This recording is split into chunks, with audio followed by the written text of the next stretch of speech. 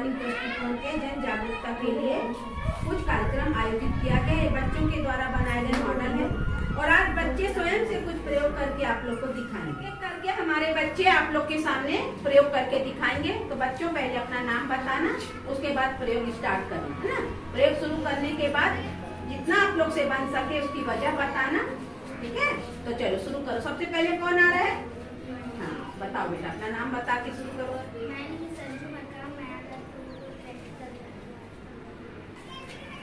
देखो बच्चों, ये संतरा या मौसम्बी जैसी चीज लाई, क्या जादू सिखा रही सब देखो। और ये सामान्य पानी ना, पानी में इसने डाला, क्या दिख रहा है आप लोग को? एक संतरा डूब गया और एक संतरा तैर रहा है। जो डूब गया जो तैर रहा उसके संतरों में कुछ अलग अलग दिख रहा है। क्या अलग है? एक संतरा में छिलका है और एक संतरा में छिलका नहीं है ना। एक संतरा छील के इसने डाला। हाँ बताओ बेटा, बच्चे जानना चाह रहे हैं कि ये संतरा क्यों तैर रहा है, इसमें ऐसी क्या खास बात है, ये क्यों डूब गया? बताओ अंतर।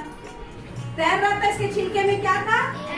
Air pockets. तो जो एयर पॉकेट्स होती हैं, ये उत्प्लावन बल का भी सिद्धांत। कोई वस्तु कब तैरती? जब नीचे भी हर वस्तु के वजन जितना नीचे से बल लगता है ना। हर वस्तु में इसमें पानी से ऊपर की ओर एक वजन लगता है, उत्प्लावन बल। तो एयर पॉकेट्स होने का एयर भरी रहती, हवा भरी रहती, इसलिए क्या हो रहा था? ये तैर रहा था। तो इसका छिलका उतार दिए तो इसमें अब एयर पॉकेट्स खत्म हो गए, इसलिए ये डूब गया। तो कैसा लगा प्रैक्टिकल?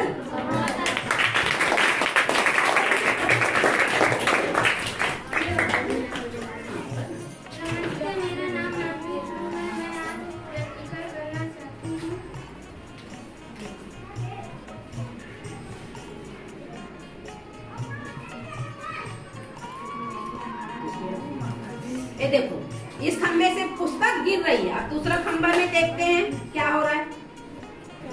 अरे वाह, इसका कारण ये खंबे किस चीज के बने हैं भाई? कागज के खंबे। इसके प्रयोग का नाम है कागज के खंबे कितने मजबूत। ये एक खंबा होने से किताब गिर रही है, वजन नहीं सह पा रहा है। और यहाँ पे हम देख पा रहे 4-5 खंबे, तो ये वजन ले पा रहा। क्या होता है बेटा? इसके पीछे का वैज्ञानिक कारण बताओ।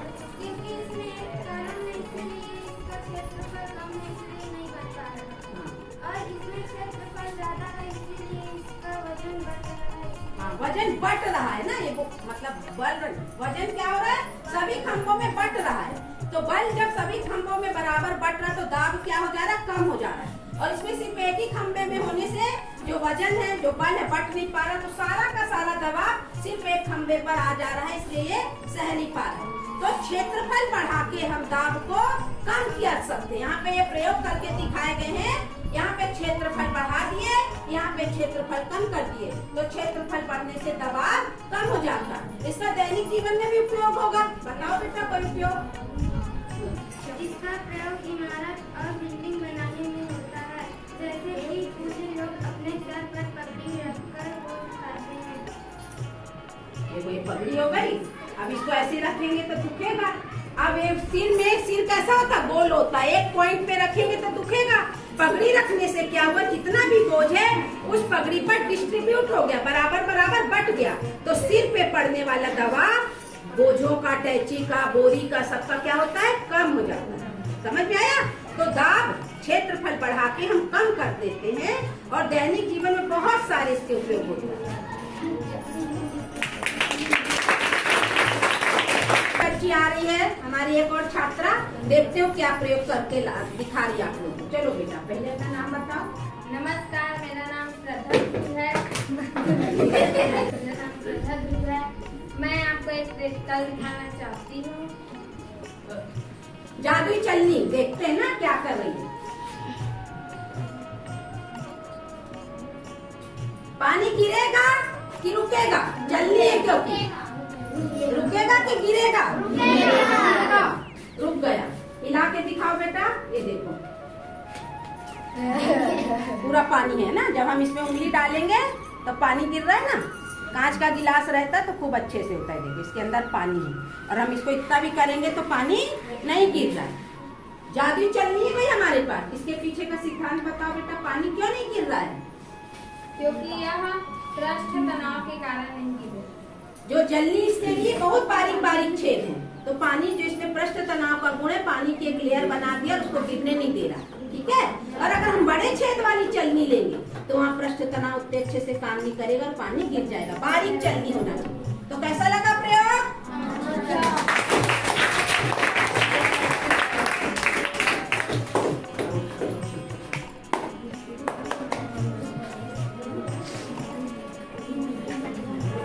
हमारे बच्चे एक और प्रयोग करके लाए हैं। ये देखो आप लोग के सामने कुछ रंग बिरंगा द्रव दिख रहा है और कुछ यहाँ पे अलग अलग टाइप के इन लोग के पास घोल है। देखते हैं ये क्या प्रयोग करना चाहती है। चलो बेटा अपना नाम बताओ। मेरा नाम रश्मिता, मैं एक प्रयोग सिखाना चाहती हूँ। चलो करो।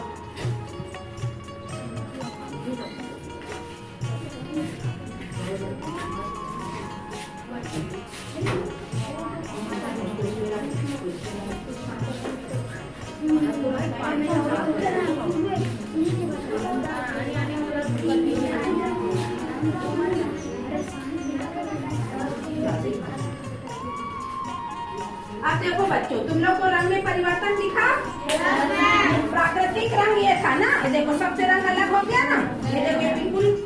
आप बताओ बेटा क्या है इसमें क्या लेके आए हो आप लोग? गुड़हल के फूल का रस बनाए। गुड़हल के फूल का रस क्या होता है? प्राकृतिक सूचक। इस सूचक मतलब सूचना देगा। अब इसका रंग देख रहे हैं आप लोग, गुलाबी हो गया, गहरा गुलाबी। तो गहरा गुलाबी जब गुड़हल के फूल का रस होता है तो पदार्थ जो डाली क्या होगा?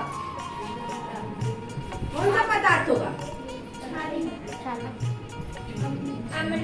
कौन सा होगा? इसमें इसने जरूर कोई खट्टा पदार्थ डाला। इसमें लाया हुआ पदार्थ कोई खट्टा चीज होगा जिससे इसका रंग परिवर्तित हो गया। कैसा हो गया? गहरा हरा भूरा ना। तो इसमें क्या डाली होगी? निरमा, छाछ, है ना, कड़वे पदार्थ कोई डाली होगी। और इसमें रंग में परिवर्तन नहीं हुआ। इसने क्या किया? असल में ज्यादा थोड़ा पानी कर दी तो इसमें रंग में परिवर्तन नहीं हुआ। तो कौन सा पदार्थ होगा? उदासीन, जैसे नमक और शक्कर का विलयन। तो सूचक क्या करते हैं? सूचना देते हैं। अम्लीय और क्षारीय और उदासीन पदार्थों की क्या करते हैं? सूचना देते हैं। तो हम अपने आसपास के सामान से सूचक बना सकते, वही लोग बताना चाहते हैं। सूचक का क्या उपयोग है दैनिक जीवन में? बताओ। बताएगी कि अम्लीयता क्षारीयता की पहचान मतलब उपयोग दैनिक जीवन में क्या है?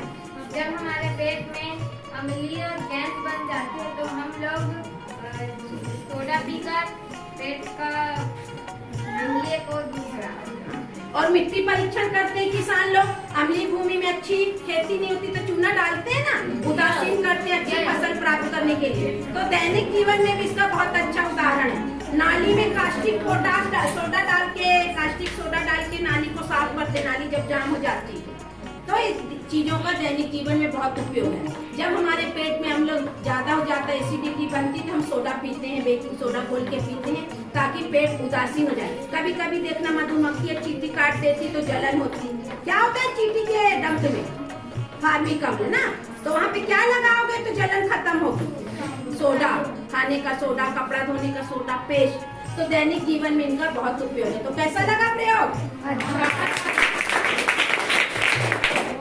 ये देखो ये लिटमस पेपर भी लाए हैं लोग और लिटमस पेपर भी यही प्रयोग करके दिखाएंगे। चलो लिटमस पेपर पे डाल के दिखाओ। देखते हैं लिटमस पेपर से रंग में क्या परिवर्तन होता है।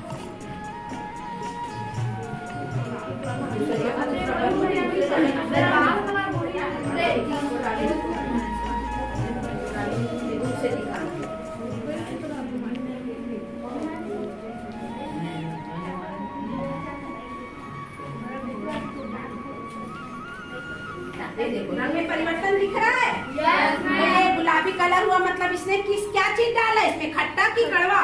है ना। कौन सा डाला? पदार्थ से रंग में परिवर्तन हुआ था ना। देखो इससे होगा ना अम्लीय पदार्थ, खट्टा पदार्थ डाला। और असल में इसका फिल्टर पेपर उतना अच्छा नहीं, इसलिए हरा का हरा दिख रहा है ना, अच्छे से नहीं बना सूचक। तो खाली अम्ल की बहुत अच्छे से पहचान हो रही है। बहुत अच्छा। प्रैक्टिकल करके दिखाने वाला हूँ।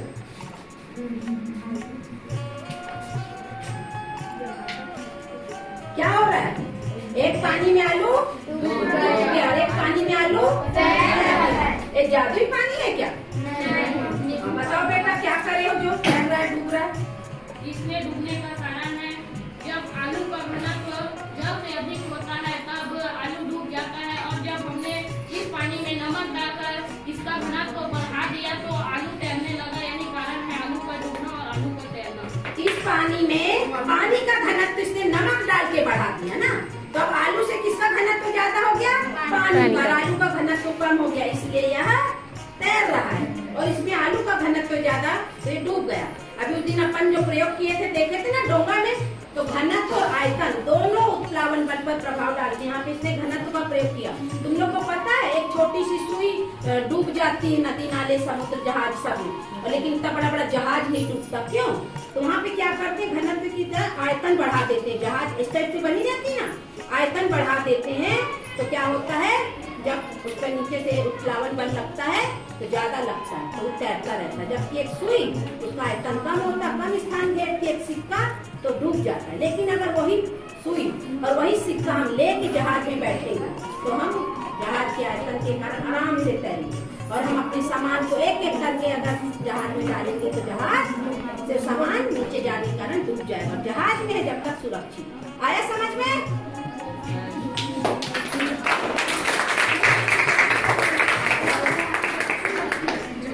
मेरा नाम अमर गुरु है। मैं कक्षा 8वीं का विद्यार्थी हूँ। मेरे पास बात मानने वाला फुब्बारा है। आइए देखते हैं।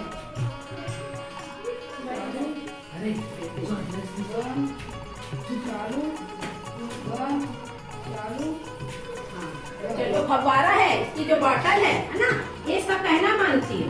जब ये बोलता खोल तो पानी गिरने लगता है, और जब ये बोलता बंद तो पानी गिरना बंद हो जाता है ना। जादू ये विज्ञान है, जादू नहीं है ना, विज्ञान है। चलो बेटा बताओ इसके पीछे का सिद्धांत क्या है?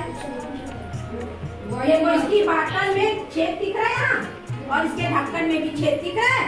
अब इसी से सिद्धांत से बताएगा। चलो बेटा बताओ। वायुमंडलीय के प्रभाव के कारण पानी का गिरना या बंद होना होता है। देखो अभी इसमें वायु अंदर जा रही कि नहीं? जा रही, इसलिए पानी गिर रहा है। जब हम इसको बंद कर देंगे तो वायु अंदर जानी बंद हो जाएगी, इसलिए पानी गिरना बंद।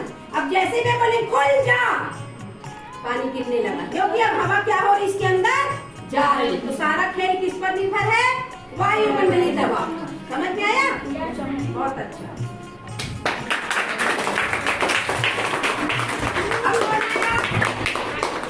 चलो अब किसका प्रयोग है?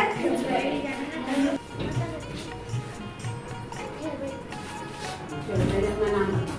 मेरा नाम अनुग्रह खांडे है। मैं कक्षा 8वीं का विद्यार्थी हूँ। मैं पेटिको बनाना चाहता हूँ। देखो ये मोमबत्ती जलाया है और इसको इससे ढाक रहा है। मोमबत्ती जलेगी कि बुझ जाएगी? कुछ समय बाद मोमबत्ती बुझ जाएगी। देखते हैं।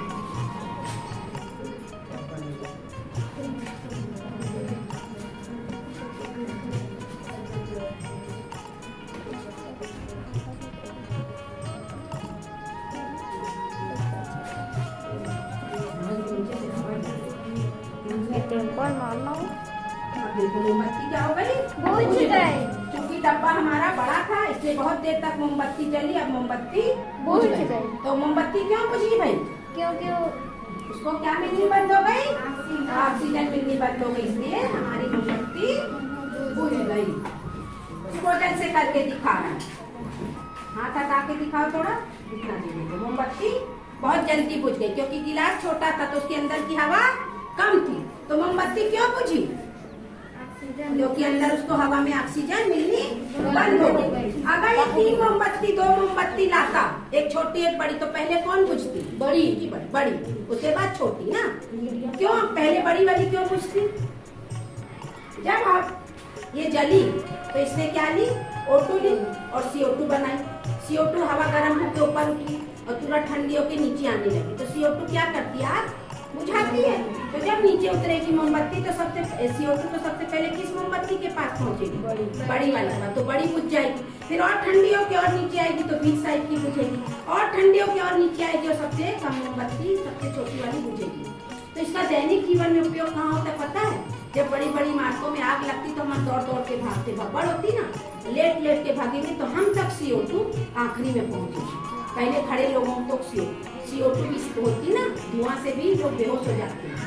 धीरे धीरे जमीन में लेटे लेटे निकलोगे। अगर सब लेट जाओगे तो भगदड़ से भी होने वाली मौत से बचोगे और सुरक्षित रूप से नीचे लेट लेट के निकल जाओगे। क्योंकि CO2 का असर हमारे नीचे तक पहुंचने तक हमको समय मिला। समझ में आया? तो सारी चीजें विज्ञान के पीछे छुपा सिद्धांत है, कोई जादू नहीं होता। विज्ञान हमारे दैनिक जीवन के हर चीज में जुड़ा हुआ। समझ आया?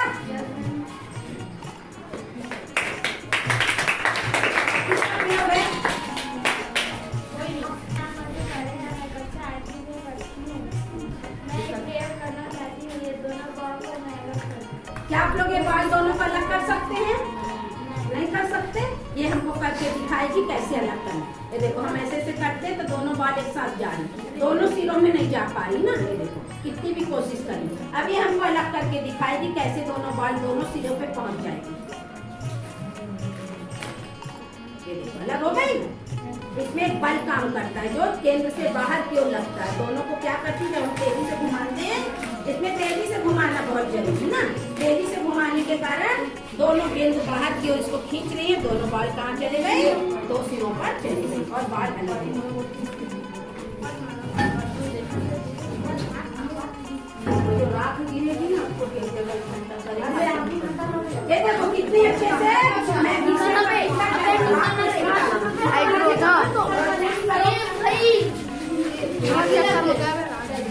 ये मैग्नीशियम का फीता छोड़ दो। मैग्नीशियम का फीता ऊष्माक्षेपी क्रिया के साथ जलता है, ऊष्मा और प्रकाश दोनों पैदा होते हैं। अब तुम लोग को ये व्हाइट पाउडर दिख रहा है? अब हम इसका परीक्षण करेंगे, इसका जली विलयन बना के। जब मैग्नीशियम का फीता जला तो क्या बना? Magnesium oxide. क्या बना? Magnesium oxide. यह दहन क्रिया है, ऑक्सीकरण क्रिया है और संयोजन। कौन कौन सी क्रिया है? संयोजन, दहन और ऑक्सीकरण। अब हम इसको पानी में घोल के देखेंगे ये इसकी विलयन की प्रवृत्ति कैसी होगी। तो इसको डिस्पोजल उसमें खोलते हैं, अच्छा वाला देंगे। बताना ये जो विलयन डाला है किस प्रवृत्ति का है ना। पानी में घुल गया।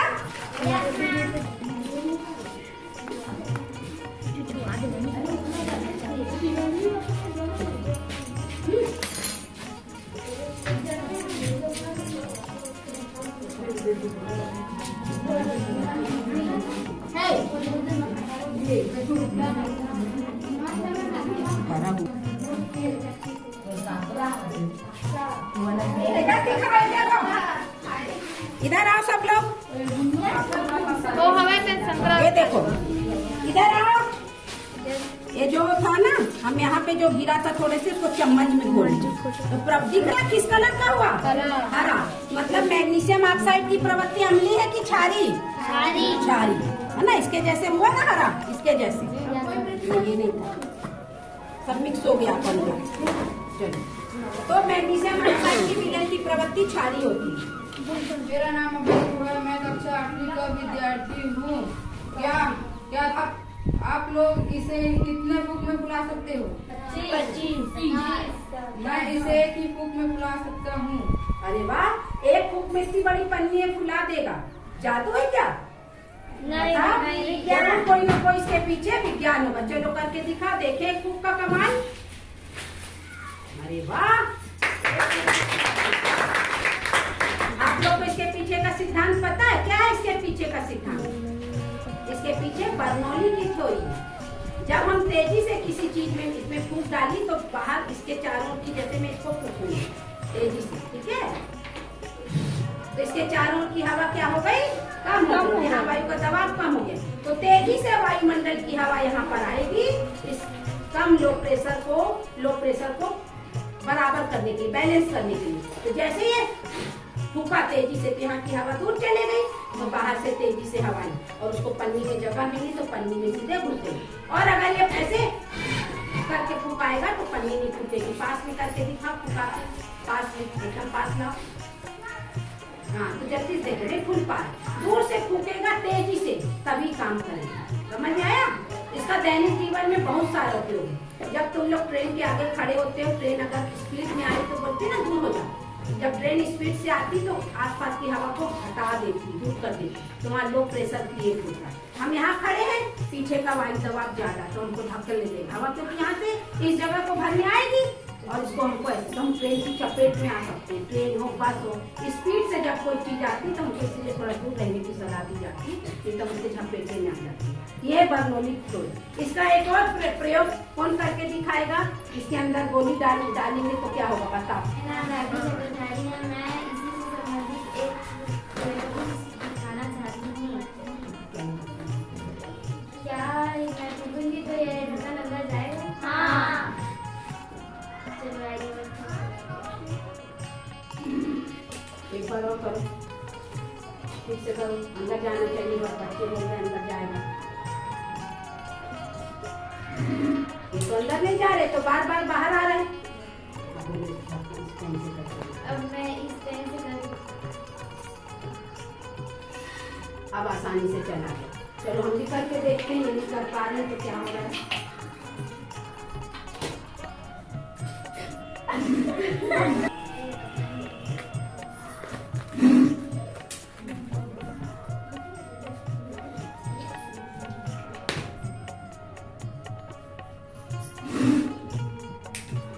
पेन से करके खुद से अंदर नहीं जा रहा, हम पेन से करते हैं।